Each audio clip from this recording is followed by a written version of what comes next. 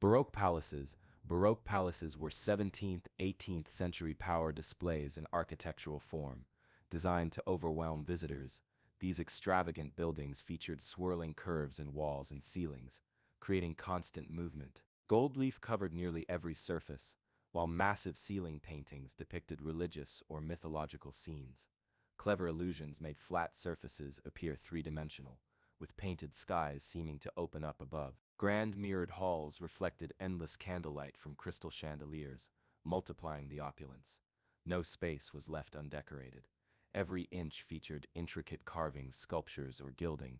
Monumental staircases made dramatic first impressions, while formal gardens extended the luxury outdoors with geometric hedges, fountains, and statues. More than royal residences, these palaces were psychological tools, using sensory overload to demonstrate absolute authority. Versailles remains the ultimate example, but similar Baroque extravagance appears across Europe's former royal capitals. Rococo Palaces. Rococo Palaces swapped Baroque drama for playful elegance.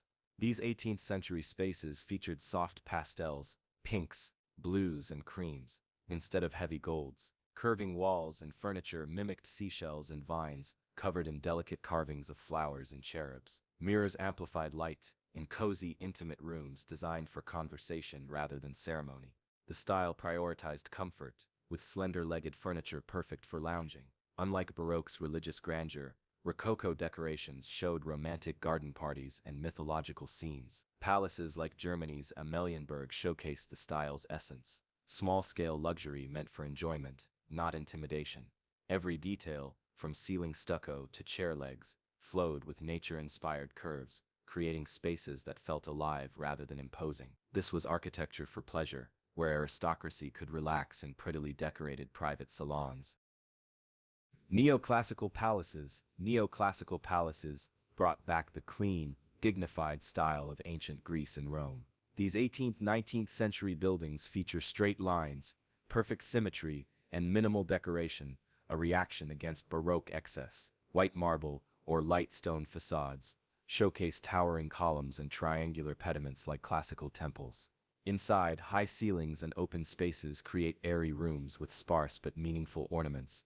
Think laurel wreaths or Greek key patterns. Grand porticos, columned entryways, make powerful first impressions, while geometric shapes govern everything from floor plans to furniture.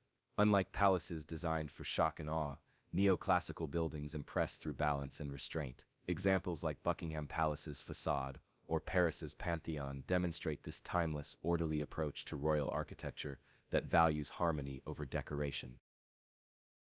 Gothic Revival. Gothic Revival palaces brought medieval drama back to 19th century architecture. These grand buildings copied castle features like pointed arches, towering spires, and stained glass windows showing colorful scenes. Heavy stone walls with carved decorations and turrets made them look like fortresses, while steep roofs often had gargoyles peering down. Inside, dark wooden beams and uneven layouts rejected the symmetry of classical styles, creating a romantic storybook castle feel. Unlike bright neoclassical palaces, Gothic Revival designs embraced shadowy halls and candlelit atmospheres for mystery. The style wasn't about practicality, it was about fairy tale grandeur. London's Houses of Parliament perfectly show this mix of medieval inspiration and Victorian showmanship, proving old styles could feel excitingly new. Renaissance Palaces. Renaissance palaces introduced a new architectural style based on classical Roman principles. These 15th–16th century buildings featured perfectly symmetrical designs with matching sides and balanced proportions. Unlike Gothic structures, they emphasized horizontal lines and square shapes with central courtyards.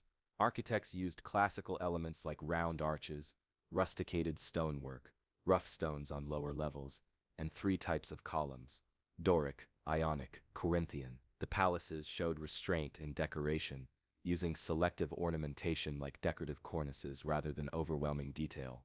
Windows were evenly spaced and often topped with triangular or arch designs. Buildings like Florence's Palazzo P demonstrate how Renaissance architects combined ancient Roman ideas with new concepts of mathematical harmony. The result was elegant, orderly palaces that valued proportion over decoration, creating a sense of calm dignity rather than dramatic showiness. Beaux-Arts Palaces. Beaux-Arts Palaces represent the ultimate 19th century architectural showpieces, blending Greek, Roman, and Renaissance styles into one extravagant package. These buildings scream grandeur with their perfectly symmetrical designs, massive Corinthian columns, and triple-arched entryways.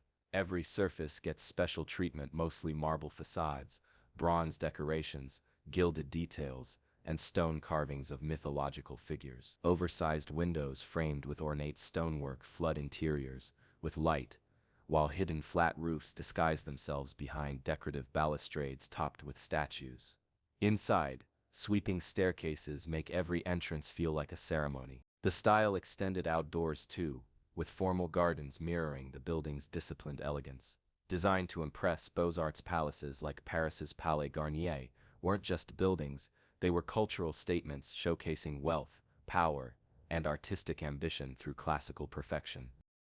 Victorian Palaces. Victorian palaces showcase the bold, mixed-style architecture of Queen Victoria's reign, 1837–1901.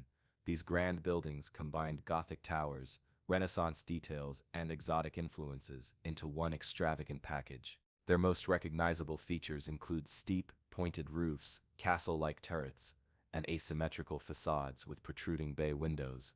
Builders used colorful patterned brickwork and decorative stone trim for dramatic exteriors. Inside, dark wood paneling, elaborate plasterwork, and stained glass windows created formal, yet cozy spaces. Wraparound porches with intricate woodwork provided outdoor leisure areas, while clusters of tall chimneys topped the rooflines. Unlike earlier symmetrical palaces, Victorian designs embraced irregular shapes and heavy ornamentation. Landmarks like Osborne House demonstrate how these palaces blended traditional craftsmanship with new industrial techniques, reflecting both the era's nostalgia and its technological progress. Art Nouveau Palaces. Art Nouveau Palaces broke all the traditional rules with their radical, nature-inspired designs. These early 20th century buildings rejected straight lines and symmetry in favor of flowing, organic shapes that mimicked vines, flowers, and flowing water. Architects used innovative materials like wrought iron, curved glass, and decorative tiles to create dramatic whiplash curves in everything from stair railings to window frames. Every surface featured intricate nature motifs, dragonflies, lilies, and graceful female forms blended into the structure itself. Unlike earlier palaces, Art Nouveau buildings treated the entire structure as a work of art, with stained glass, sculptures, and painted decorations fully integrated into the architecture. The Palais Stocklet in Brussels perfectly represents this style, showing how palaces could be both luxurious and radically modern through their undulating forms and handcrafted details. Romanesque Palaces. Romanesque palaces were built like fortresses, prioritizing strength and security over decoration.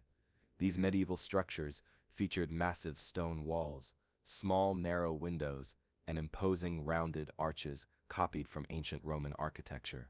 Their thick barrel-vaulted ceilings and heavy columns created solemn interiors designed to withstand attacks. Defensive towers and turrets added to their castle-like appearance, while simple geometric carvings provided the only ornamentation. Unlike later ornate palaces, Romanesque designs were purely functional. The Palatine Chapel in Aachen demonstrates how even royal residences doubled as strongholds. Every element served a purpose, from the squat supporting pillars to the minimal window openings that kept enemies out. This no-nonsense style reflected Europe's turbulent medieval period, where palaces needed to be practical first and beautiful second. Modernist palaces. Modernist palaces reject ornamentation in favor of pure function and simplicity. These 20th century buildings showcase clean geometric forms with flat roofs, straight lines, and open floor plans that erase traditional room divisions. Large glass walls erase boundaries between indoors and outdoors, while industrial materials like steel and concrete are left exposed in their natural state. Neutral color palettes of white, gray, and beige create calm, uncluttered spaces. Unlike historical palaces, every design element serves a purpose. From the minimalist furniture to the integrated outdoor terraces, the Farnsworth House in America and Le Corbusier's Palace of Assembly in India exemplify this philosophy, proving palaces could be both monumental and radically simple. Modernism transformed royal architecture from decorative showpieces to efficient, light-filled spaces celebrating form and function in equal measure. Thanks for watching. I truly appreciate you taking the time to check out this video. If you feel there are any palaces I might have missed, or any hidden gems I didn't cover, please let me know in the comments below, and don't forget to hit that like button if you enjoyed the video, and subscribe for more informative videos just like this.